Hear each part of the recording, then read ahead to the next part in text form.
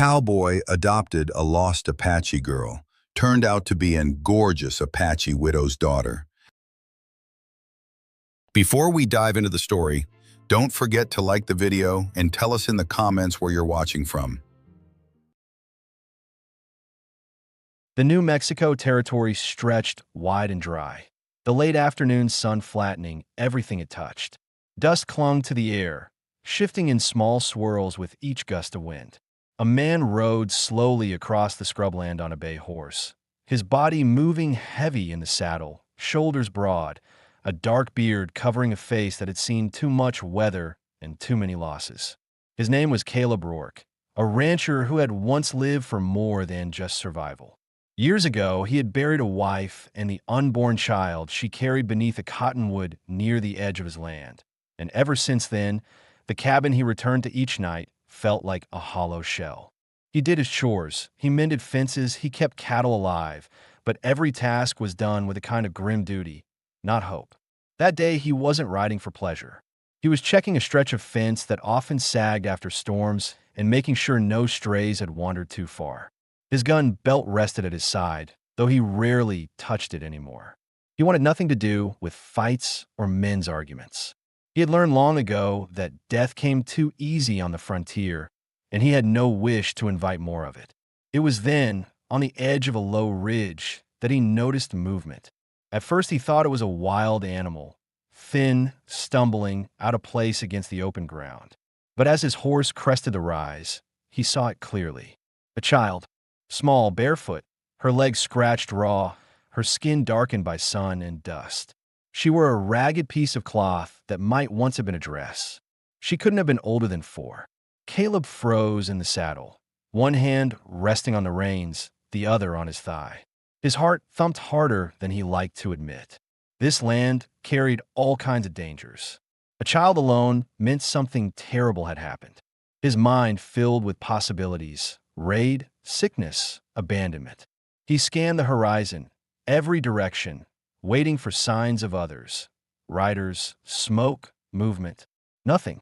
Just the dry wind carrying the sound of his horse's breath. The girl stumbled, nearly falling, then caught herself and kept moving without direction. Caleb swung down from the saddle. His boots struck hard dirt, the sound carrying in the silence. He knew better than to rush. She was trembling, eyes darting, lips cracked from thirst. He raised one hand, showing he carried no weapon. "Easy," he said, voice low and steady. The word might mean nothing to her, but tone mattered. She froze, feet planted, as if she had nowhere left to run. Caleb felt a knot in his chest, not only from pity but from memory. Years ago, when raiders struck a nearby settlement, he had seen women and children wandering just like this. That same look of shock, of being cut loose from anything familiar. He hated remembering it, but here it was again, in the form of one tiny girl. He knelt, bringing himself level with her. Her eyes, wide, dark, and frightened, met his, though only for a heartbeat before flicking down again. She held a strip of cloth in her fist like it was the only thing keeping her alive. "You're alone," he muttered, not expecting her to answer. Damn. He thought about leaving her there, not because he wanted to, but because he knew what it would mean to take her in. She wasn't his responsibility. Bringing her home meant danger.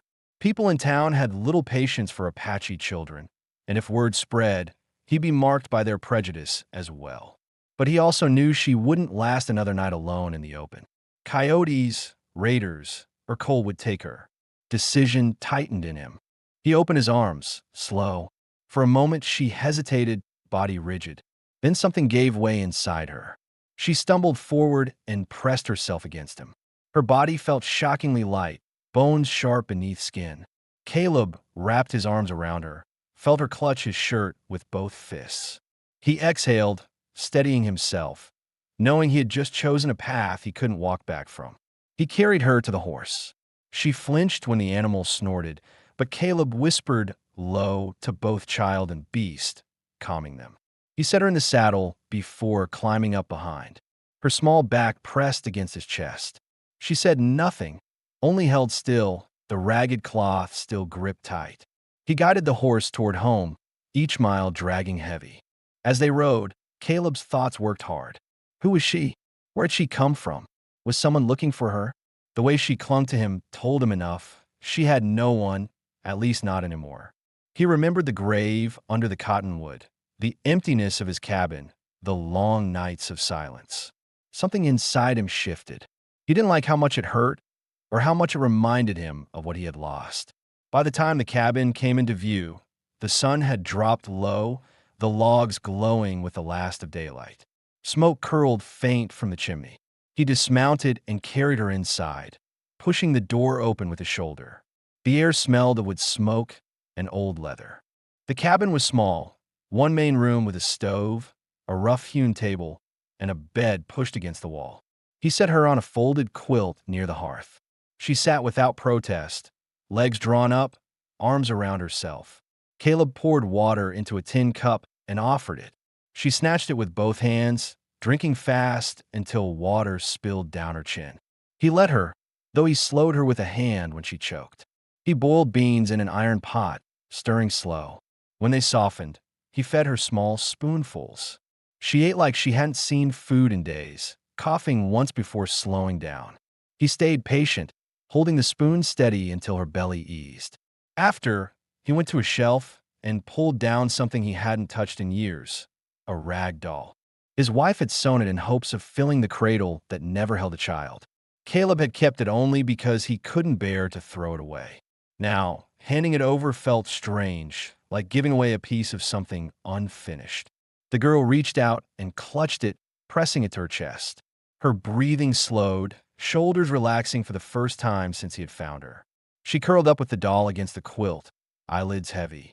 Within minutes, she was asleep, the crackle of the fire covering her soft breaths. Caleb sat in his chair, leaning forward, hands clasped. He watched her, felt the weight of choice settle heavier than before. He had wanted to live alone, to stay away from ties, from pain, but life had just handed him something different. He thought about taking her to town, but that meant questions he couldn't answer and stares he didn't want. No, he knew already he wasn't letting her go. He glanced at the grave out back through the window, the mound just visible in fading light. He wondered what his wife would have thought, what she would say about a child sleeping by their fire. His chest tightened, but he let the thoughts stay. The girl shifted once, clutching the doll tighter, and for the first time in years, the cabin didn't feel entirely empty. The morning broke gray, with a thin chill creeping through the cracks in the cabin walls. Caleb woke early as always, the habit of years making him rise before the sun. The fire had burned low, only faint coals glowing in the ash pan. He pushed himself up from the chair where he had slept half sitting and looked toward the hearth. The child was still there, curled up tight, the rag doll pressed against her chest. She hadn't moved much through the night, but now her breathing was even and steady. For the first time since he had found her, she looked safe. He pulled on his boots and stepped outside into the dim light. The land was quiet except for the faint rustle of brush in the breeze. His horse stamped near the post, and the cattle down by the creek gave off their low calls. He carried water from the barrel inside, set it on the stove, and added wood until flames stirred again. The smell of smoke filled the room, warm and familiar. When the girl stirred, she sat up quickly, eyes wide, clutching the doll as if it might vanish. Caleb stayed back, not wanting to startle her. He simply nodded once and said, "Mornin'." She blinked at him, uncertain but didn't cry. He set a tin cup of warm water near her quilt and motioned for her to drink. She watched him closely, then reached out with both hands and took it. Questions burned at the edges of his mind. Who was she? Where had she come from? Was someone still looking for her? The night before, he had chosen to keep her under his roof because the alternative meant certain death for her. But he knew it couldn't end there. A child wandering alone meant a family torn apart. He had to consider the chance that her people might come searching and what that might mean for him. He thought about the town a half-day's ride away. Men there already looked at him with suspicion since he kept to himself. Bringing an Apache child into the open would stir questions, and worse, judgment. He wasn't sure yet what he would say when those questions came. He gave her beans left over from the night before, warmed in the pan. She ate slow this time, glancing at him after each bite, as if waiting for permission. He noticed how thin her arms were, the way her shoulders hunched forward from exhaustion. She was a survivor already, but only barely. He remembered nights after raids when he had seen women and children in the same state, half-starved, half-broken, but still clinging to life. Something inside him hardened again. He wouldn't let her fall to that fate. After she ate, he pulled on his hat and stepped out to the yard, motioning for her to follow. She hesitated but then trailed after him, clutching the doll tight. He led her to the trough, filled a small bucket, and showed her how to splash water on her face. She copied him, shivering at the cold, but she didn't complain. He crouched, handed her a rag, and wiped some of the dirt from her cheeks. Up close, he could see she had scratches on her legs and a bruise darkening near her knee. She didn't pull away from his touch, which told him she was already beginning to trust him. As he worked, his thoughts pressed harder. He realized he had given her no name to call him by, and she hadn't spoken a word. Maybe she didn't understand English, or maybe she was simply too frightened. He wondered what name her mother had given her, and if she would ever tell him. He didn't push. Silence was something he understood better than most. Back inside, he set her near the hearth again and reached for his coat. He had work to do. The cattle needed watching, and the fences couldn't be ignored. But he couldn't leave her alone. Not yet. He knelt in front of her, gesturing toward the quilt and the fire. "Stay here," he said slowly, pointing to the ground. She looked at him with wide eyes, clutching the doll tighter, but gave the faintest nod.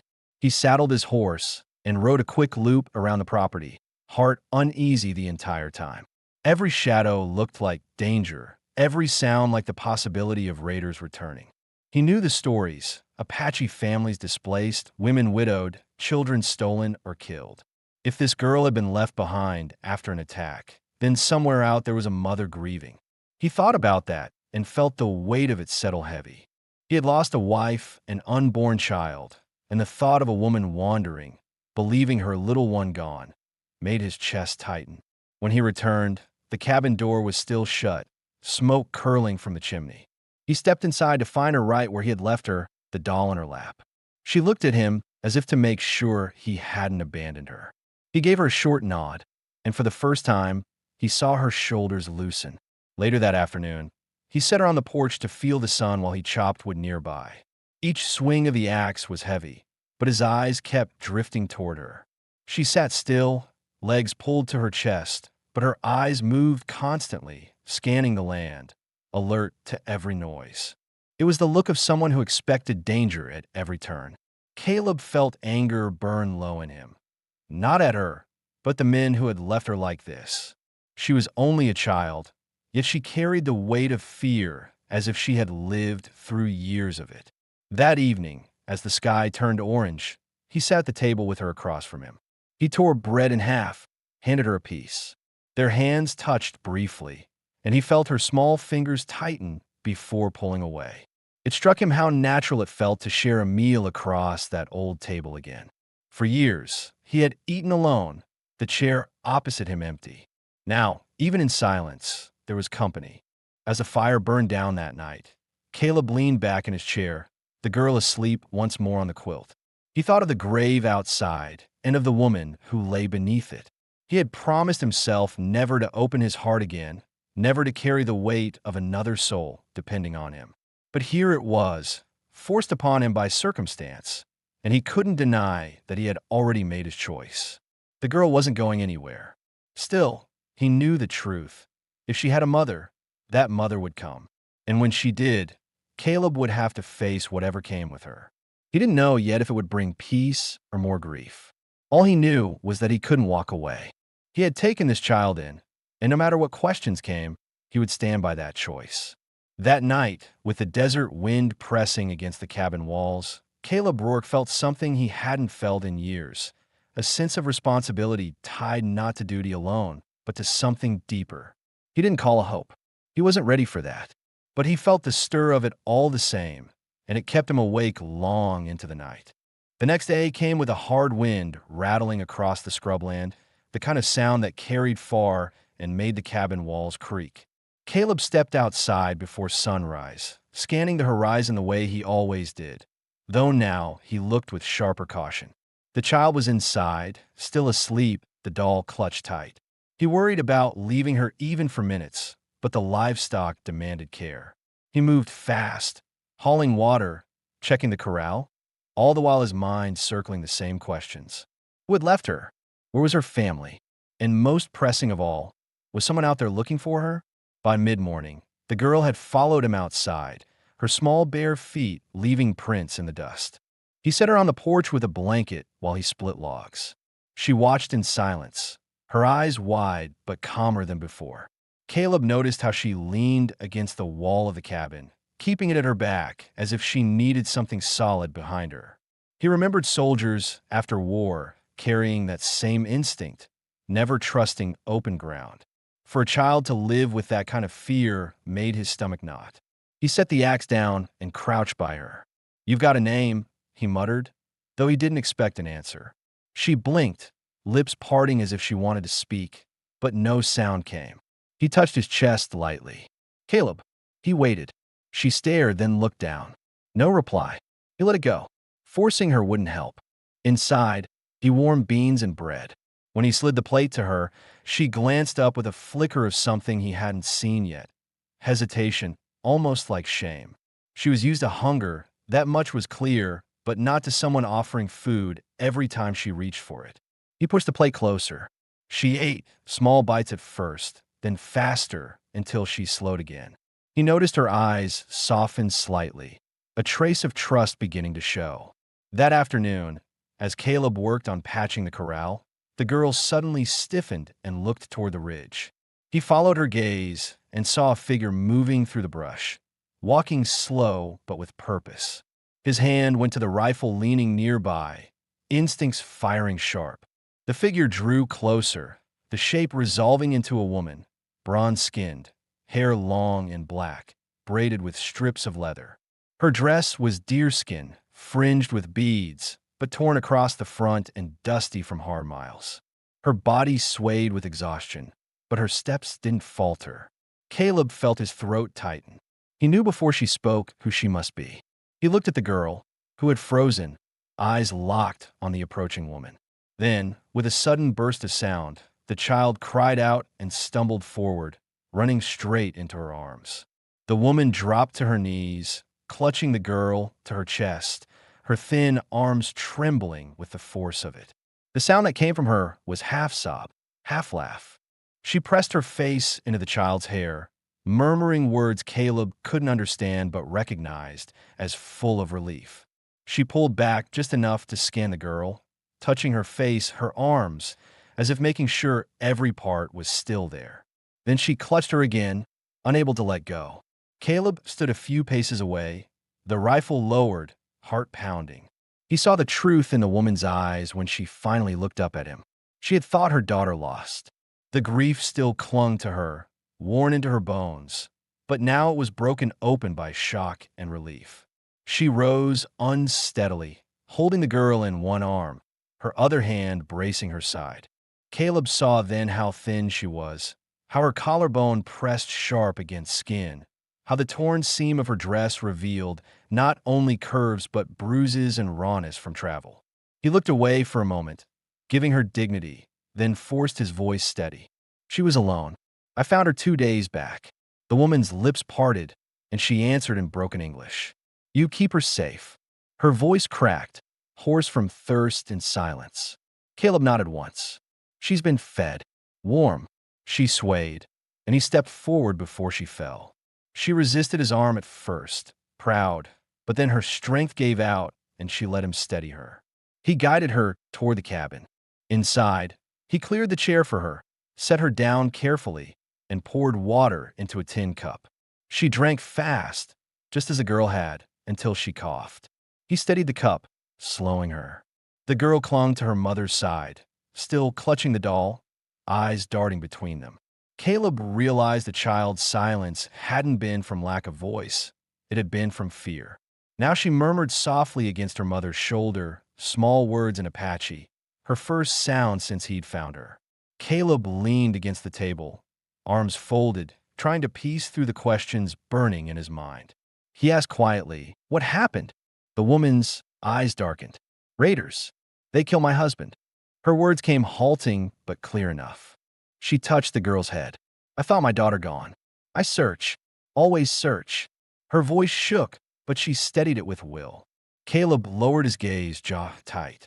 He knew that kind of loss, knew the look in her eyes too well. He thought of the grave behind the cabin, the years of emptiness after. The woman's pain struck him hard because it was familiar. For a moment, the cabin was silent, but for the crackle of the fire and the girl's soft murmurs. Caleb understood, then, that everything had changed again. He had taken a child he thought had no one. Now the mother stood in his cabin, alive but hollowed by grief, staring at him with wary eyes that asked more than words ever could. He made a choice the same way he had 2 nights before, with no hesitation once the truth stood in front of him. "You'll both stay," he said simply, voice firm. The woman blinked, startled, as though she hadn't expected kindness from a stranger. Her lips trembled, but she nodded slowly. The girl pressed closer to her, comforted, but her eyes kept flicking to Caleb, not with fear this time, but with recognition. That night, the cabin held 3 people instead of 2. The girl slept between them on the quilt, the mother's arm around her, while Caleb sat by the fire, silent, watchful. He thought about how quickly his world had shifted, how he had gone from years of solitude to this, 2 lives now bound to his. And though the weight of it pressed heavy, he felt something else beneath it, something he hadn't allowed himself in years. The sense that the cabin was no longer just a place for survival, but the beginning of something he didn't dare name yet. The first morning with the widow in his cabin was tense and quiet. Caleb woke before dawn, the way he always did, and found himself listening to the faint sound of the woman's breathing where she lay near the hearth with her daughter.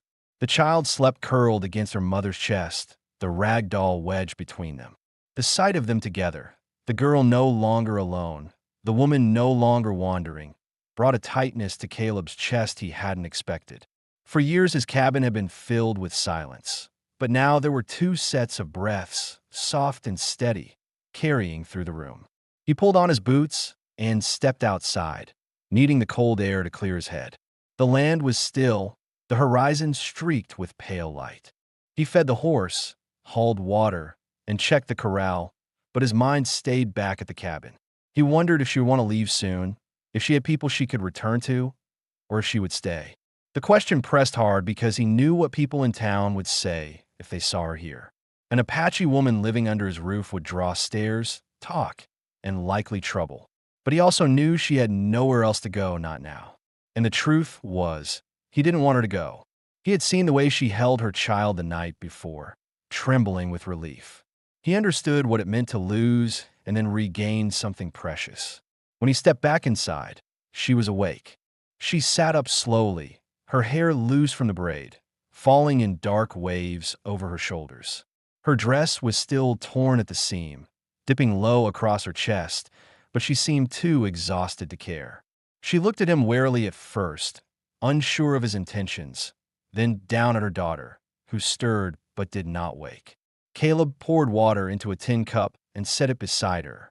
She took it with a nod, her hand trembling as she drank. "Thank you," she said, her English broken but clear. Her voice was low, husky from thirst and long silence. He pulled a chair closer to the fire, sitting across from her. He knew there were things left unspoken that needed answers, things anyone watching this moment would ask. He asked gently, "You have people? Family?" She shook her head, eyes dropping. "No, only husband. He gone." Her voice caught, but she forced herself steady. She placed her hand on her daughter's hair. "Only her now." Caleb leaned back, rubbing his jaw. The truth was plain. She had no one else. That meant his earlier promise held more weight than ever. She wasn't just passing through. This was likely the only place she could remain without being swallowed by the desert. She lifted her eyes again, studying him with quiet intensity. "Why you help her? Not your child." The question landed heavy. Caleb thought about how to answer. He could have said it was duty, or decency, or chance. But the truth was harder. "Because I couldn't walk away," he said finally. He looked at the fire, not her. Because I know what it means to lose a family. I wouldn't let her go through it alone. She was silent for a long time, and in that silence something shifted. Her suspicion didn't vanish, but her shoulders loosened slightly. She understood loss. She could see it in his eyes, the same way he saw it in hers. As the day went on, their lives fell into a kind of rhythm. Caleb split wood, and she gathered pieces, stacking them by the stove. When he brought in water, she used it to wash her daughter's face and hair. She found his needle and thread and mended the cuff of his shirt where it had torn, her hands quick despite weariness. She even tried to adjust her own dress, pulling the seam higher, but the cloth was too frayed to hold. Caleb forced himself not to stare when the fabric slipped, though he noticed the way her figure filled the space of his small cabin, the way her presence unsettled and steadied him at the same time. In the afternoon, he saddled his horse to check the far fence. He hesitated before leaving, then pointed to the latch on the door. "Stay inside. Bolt it if you hear anything." She nodded, pulling her daughter close. When he returned hours later, they were still there, the girl asleep, the woman sitting in the chair by the fire. She looked up at him when he entered, not startled, just watchful. He realized then that she had trusted him enough not to run. That night, the three of them ate together at the table. Caleb broke bread and handed her a piece. Their fingers brushed, and she didn't pull back immediately.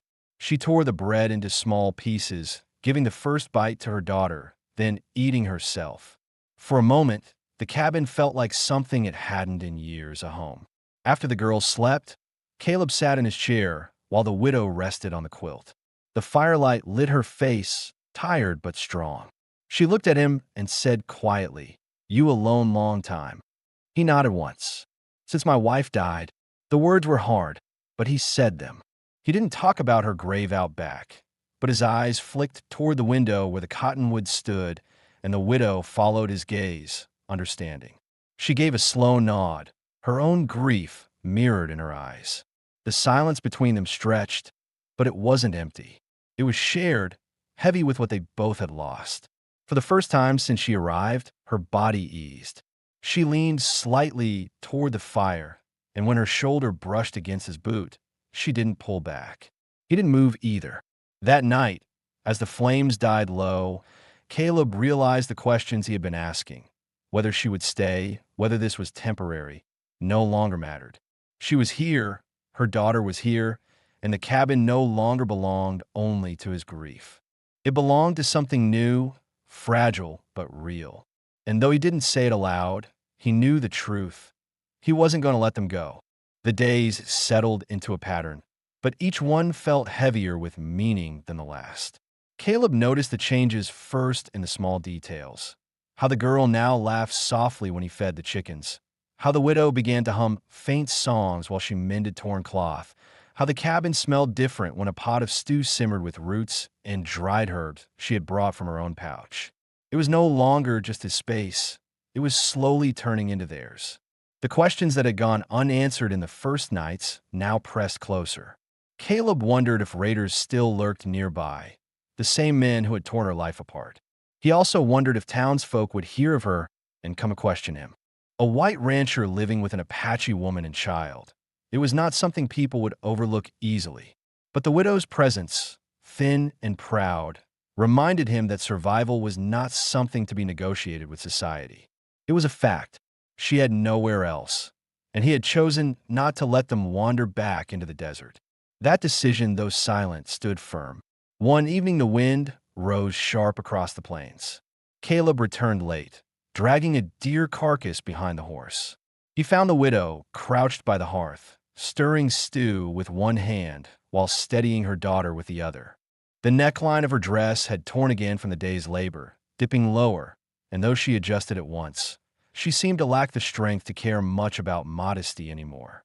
Caleb turned away quickly, ashamed of the heat that surged through him at the sight. He busied himself with hanging the meat and washing his hands, though his thoughts were not steady. After supper, when the girls slept, the widow remained by the fire. Her hair, once tightly braided, now hung loose, black strands falling over her shoulders. She sat quietly, turning the rag doll in her hands as if mending it with her fingers alone. Caleb sat across from her, arms folded, staring into the flames. The silence between them stretched long, but unlike before, it no longer felt tense. It felt expectant. She finally lifted her eyes to him.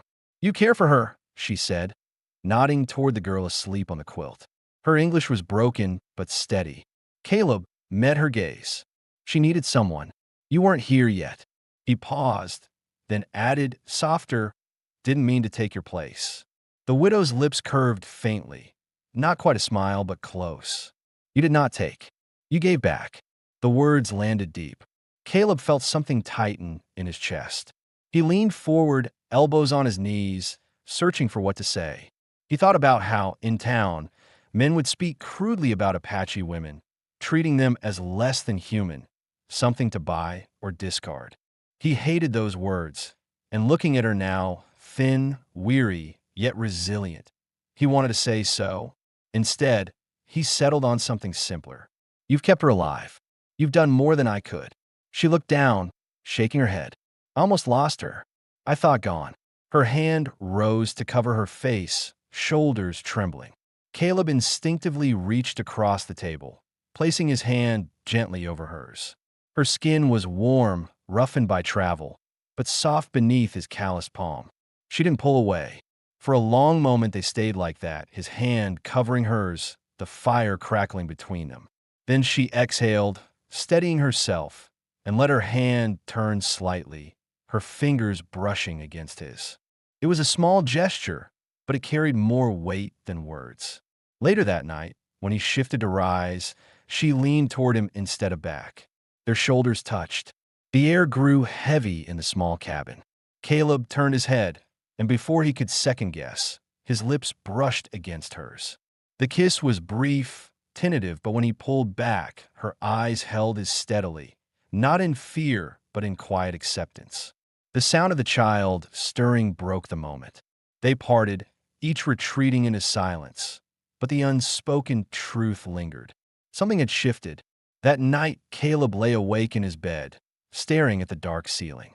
He thought of his wife, of the grave under the cottonwood. Guilt rose, sharp and unwelcome, but alongside it came another truth. He was alive, and the woman and her child asleep near his fire were alive. They had chosen to stay, and he had chosen to let them. He wondered if that alone was enough to begin again. The next morning, he found the widow outside, spreading a deer hide to dry in the early sun. She glanced up at him, her hair whipping in the wind, and for the first time, she smiled. It was faint, but it was real. Caleb felt something loosen in him then, something he hadn't felt in years. He didn't call it happiness, not yet, but it was close enough to shake him. In town, there would be questions. Among neighbors, there would be judgment. He knew all of that lay ahead. But standing there, watching her work beside the cabin as her daughter played in the dirt with the rag doll, Caleb felt the answer as plain as the land under his boots. Whatever came, he would not send them away. The following days moved with the rhythm of survival, but under the surface, everything had changed. The first kiss lingered like a mark they both carried without speaking of it. Caleb noticed the widow glanced at him differently now, her eyes steady when they met his, her silence no longer just watchfulness, but something that weighed between them. He kept his hands busy, splitting logs, tightening fences, checking livestock, because stillness left too much space for thoughts he wasn't ready to name. It was during one of those long days that the child fell ill. At first, it was only a cough, a dry sound in the night. By the second day, her forehead burned with fever, her small body shivering under the quilt. The widow panicked, pressing damp cloths to her daughter's skin, whispering in their language words Caleb didn't understand, but recognized as desperate prayers. Caleb stayed calm on the outside, fetching water, stoking the fire, but inside his chest tightened hard. He had buried one child already before it was born. He would not stand by and lose another. He thought through what he knew. In town, there was a doctor, but bringing an Apache child there meant questions, suspicion, and maybe worse. He weighed the risk in silence. And when the widow caught his arm, eyes wide with fear, she whispered, "She die." Her voice cracked, breaking. Caleb shook his head firmly. "No, Not if I can help it. He brewed a tea of willow bark and herbs he had stored from his own supplies. He fed it to the girl, slowly, drop by drop, holding her head steady while the widow supported her small body. The hours stretched into a blur of damp cloths, whispered words, and Caleb's deep voice speaking softly to keep both mother and child from breaking. He didn't let himself rest. Each time the fever spiked, he added wood to the fire, fetched fresh water, changed the cloth. The widow pressed against him once, her face buried against his chest when her daughter shook with chills. He wrapped one arm around her, steadying her without hesitation. The torn dress slipped further at her shoulder, baring skin, but neither of them thought of modesty. Fear left no room for it. 2 nights passed before the fever finally broke. The girl's breathing eased, her body no longer shaking but resting heavy against the quilt. Caleb sat back on his heels, exhaustion hitting him like a blow, but relief heavier still. The widow wept openly, clutching her daughter close. Then, without warning, she turned and kissed Caleb with force, her lips pressed hard against his as if pouring every shred of fear, gratitude, and need into him. He froze for only a second before kissing her back, his hand steady at her waist, pulling her closer. The kiss deepened, the fire crackling low beside them, her body leaning into his, warm and trembling. When she finally pulled back, her breath uneven, her eyes held his with raw intensity. "You save her," she whispered. "You save me." Caleb's throat was tight. He had no words that felt enough. He only reached up, brushing a strand of hair from her face, his rough hand lingering against her cheek. She leaned into the touch, closing her eyes for a brief moment before looking back at her daughter. The child stirred faintly, clutching the doll, then fell into peaceful sleep. That night the widow didn't retreat to her place by the hearth. Instead, when the child finally slept deep, she moved closer to Caleb. They sat shoulder to shoulder by the fire, their hands touching in the space between. The silence was heavy, but not empty. It was filled with everything they couldn't yet say out loud. In those hours, Caleb also wrestled with questions he knew others would ask if they could see inside his cabin. Why did he have to hold her? What future could there be when the nearest town would sneer at her presence? But as he watched her lean against him, exhausted but alive, and her daughter safe between them, he realized the questions didn't matter. What mattered was here, in front of him. By dawn, the child's fever had passed completely. She woke weak, but smiling faintly, whispering in her own tongue. The widow kissed her forehead, tears shining, then turned her gaze to Caleb. She didn't speak, but the look in her eyes was clear. They had crossed something together that couldn't be undone. Caleb stood slowly, joints stiff, and looked around the cabin. It was still the same walls, the same old stove, the same roof patched with mismatched boards. But the air felt different. The silence that had once belonged to his grief alone now carried new weight. Hers, and the child's, and his own willingness to stay bound to both.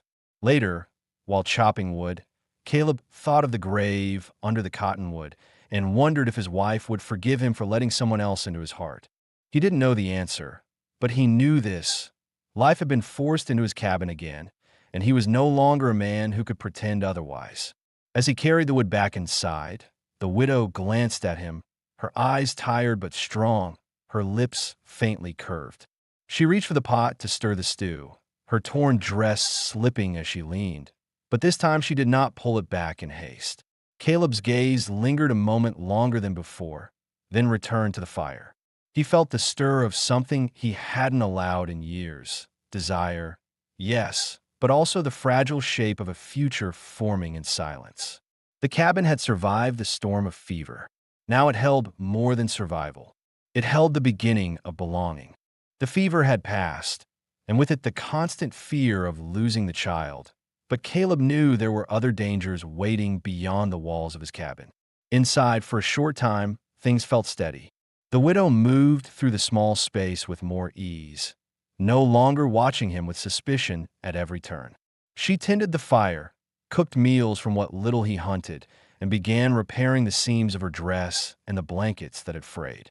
The girl's laugh had returned, soft at first, then fuller, the sound carrying through the cabin like something long missing. Caleb found himself pausing during chores just to listen. But outside eyes were coming, and he knew it. The land wasn't empty. Ranchers, traders, and hunters passed through, and news traveled fast. If anyone saw an Apache woman and child living in his cabin, questions would follow. Questions led to judgment, and judgment out here could turn dangerous. Still, when he looked at the woman sitting by his hearth, her daughter pressed against her side, he felt the same decision he had made the first night. He would not send them away. The first test came when a trader rode in late one morning. Caleb had gone out to haul water from the creek when a man appeared, a mule trailing behind with sacks of grain. The trader, a lean man with a sharp face, greeted Caleb easily enough, but his eyes shifted quickly to the cabin door when the widow stepped out to bring in wood. She carried the bundle against her chest, her dress still torn at the neckline despite her attempts to mend it, and her bronze skin glowed in the sharp sun. The trader's eyes narrowed. "That yours?" the man asked bluntly, nodding toward her. Caleb's hand tightened on the rope he held. "She and the girl are under my roof." His tone was calm, steady but final. The trader smirked faintly, his expression carrying more than curiosity. "Folks in town won't take kindly to that. An Apache woman living with you? They'll talk. Maybe worse." Caleb met his gaze without flinching. "Let them talk." The trader shrugged, as if it made no difference to him, and focused back on the grain. But Caleb knew the man would carry the story to town before sundown. As the trader left, dust trailing behind, Caleb felt the widow's eyes on him. She had understood enough of the words to know the meaning. "Danger," she said quietly. Caleb nodded. "Yes, but you're not leaving." His voice carried no doubt. That night, after the girl had fallen asleep, the widow sat by the fire in silence. Her hands moved absently, stroking the rag doll her daughter had clutched since the first night. Finally, she lifted her gaze to Caleb. "You risked for us. Why?" He leaned forward, resting his forearms on his knees. He wanted to give her a simple answer, but none came.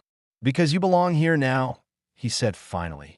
"Because I've lost enough, and I won't lose more if I can stop it." Her eyes glistened in the firelight.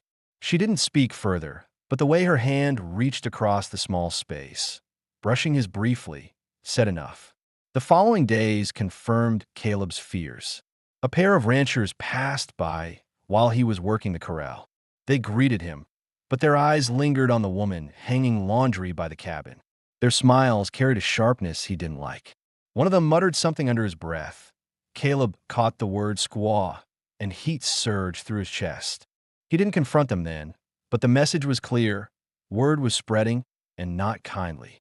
Inside the cabin, the widow grew more aware of the stairs.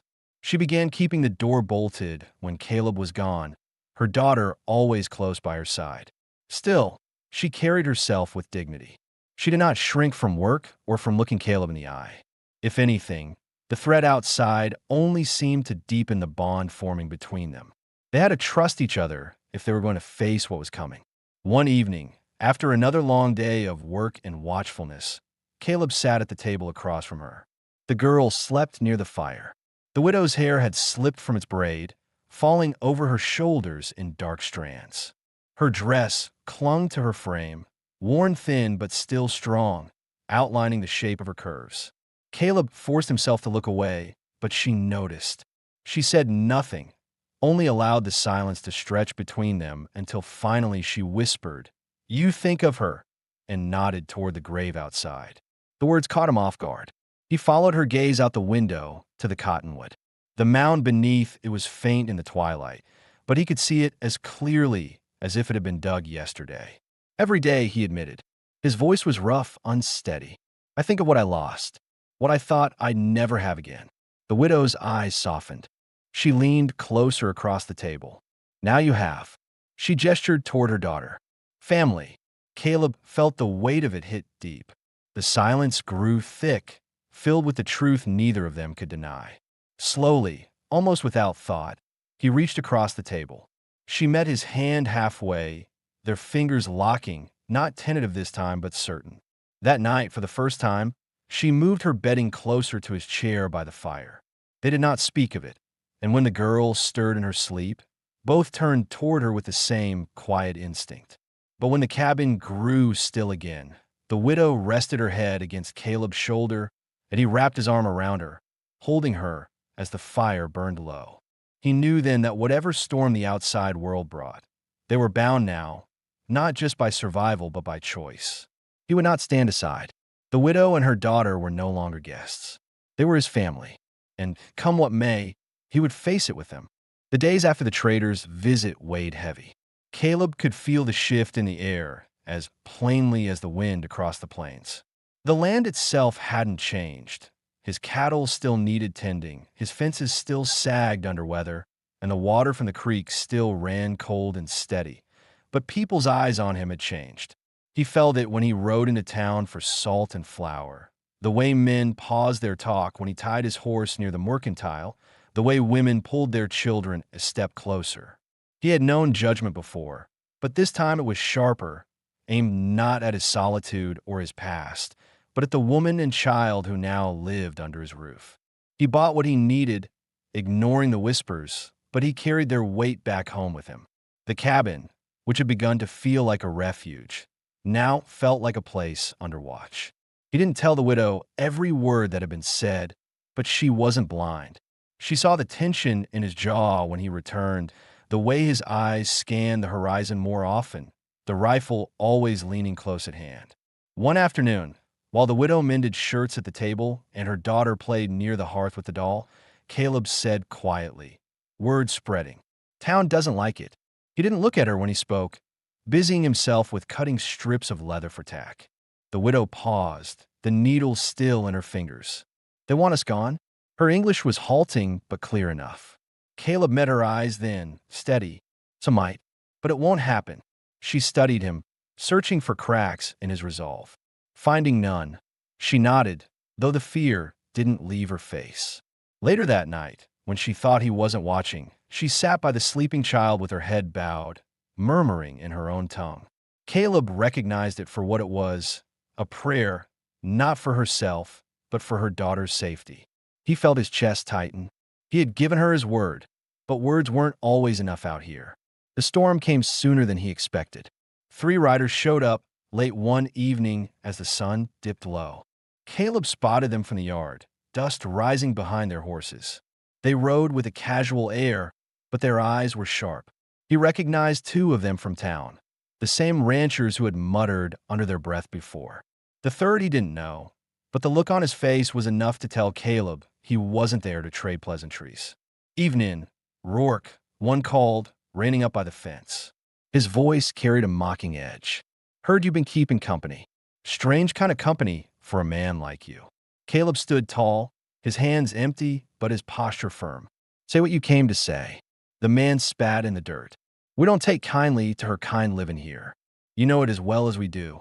Best send her on her way before folks decide to deal with it for you." Behind him, the cabin door creaked. The widow had stepped out, the child clutching her skirts, eyes wide. Caleb felt heat rise in his chest at the sight of them exposed to the men's stares. The rancher's gazes lingered on her, sliding over the torn dress, the curve of her figure. Caleb's fists clenched, but he held steady. "She and the girl stay," he said, his voice low and flat. The third rider laughed, a harsh sound.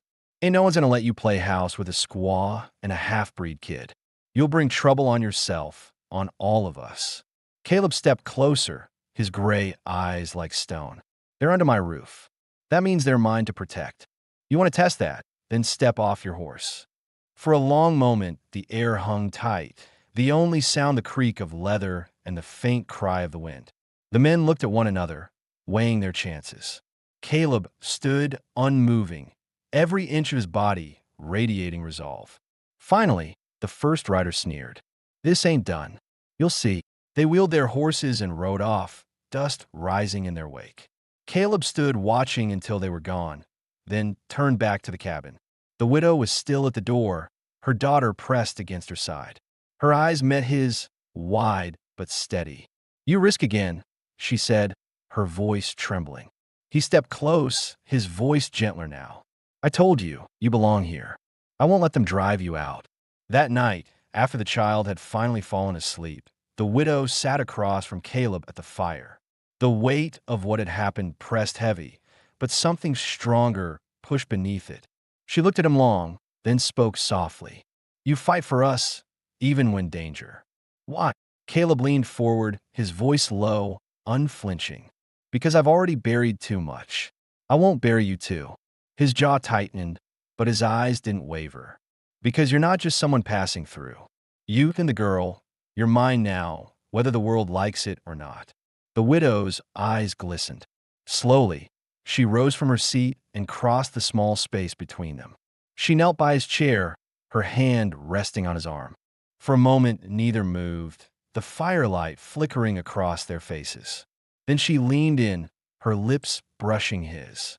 The kiss was soft at first, hesitant, but when Caleb's hand rose to cup her cheek, she pressed closer, her body leaning into his. It wasn't a kiss born of fear or desperation this time. It was a choice. When they pulled back, her forehead rested against his, her breath warm. "We stay," she whispered. "Together." Caleb closed his eyes briefly, letting the truth of it settle. He had faced death, loss, and silence for years, but this act of staying, of choosing one another in the face of everything, was the hardest and the truest thing he had ever done. The cabin, once a hollow shelter against the desert, now held 3 lives bound by the same fragile thread. And with each night that passed, that thread grew stronger, not weaker. The morning after the riders had come and gone, the cabin felt different. The air was heavier, not from fear alone, but from certainty. The threat had shown its face, and Caleb knew it would come again in some form. Another visit, sharper words, or worse. But he also knew he had drawn the line clearly, and there was no walking it back. The widow and her daughter were his responsibility now, not by accident, but by choice. He had said it aloud, and he meant it. The widow moved more quietly that morning, her daughter clinging to her skirts, watchful after the tension of the night before. Caleb took his rifle out with him when he checked the fences, his eyes scanning the horizon more often. He wasn't looking for game. He was looking for men. He found none, only empty land stretching far. But the silence of the prairie no longer felt like comfort. It felt like waiting. When he returned, he found the widow outside, hanging strips of venison to dry on the rack. The torn seam of her dress fluttered in the wind, her hair catching sunlight in dark strands. She glanced at him with a look that was different from before. Not only relief, not only gratitude, but trust. The girl sat in the dirt, pressing shapes into the dust with a stick, humming faintly. The sight struck Caleb more than he expected. After everything, life was still moving forward. That evening, as the fire burned low and the girl slept on her quilt, the widow sat closer than usual. She didn't speak at first, just watched him, her eyes reflecting the flames. Finally, she said, "We safe here." Her voice was quiet, but the weight of it was sharp. Caleb took a long moment before answering. He looked at the child, then at her mother. "Safe enough. Not because there's no danger, but because I'll stand between you and it." She nodded slowly, and for the first time her hand reached out without hesitation. She placed it on his knee, her touch steady. "Then we stay." It was the first time she had spoken the decision aloud, and hearing it lifted something inside him that had been buried for years.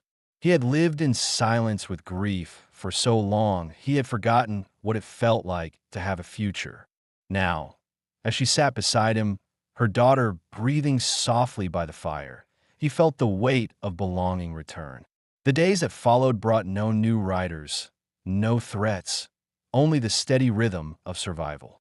Caleb hunted, chopped wood, repaired fences. The widow cooked, sewed, and tended to her daughter. The girl began calling him Pa one morning without thought, her small voice carrying across the cabin. Caleb froze, the words striking deep. The widow heard it too, her eyes filling with tears, but she said nothing. She didn't need to. The truth was plain.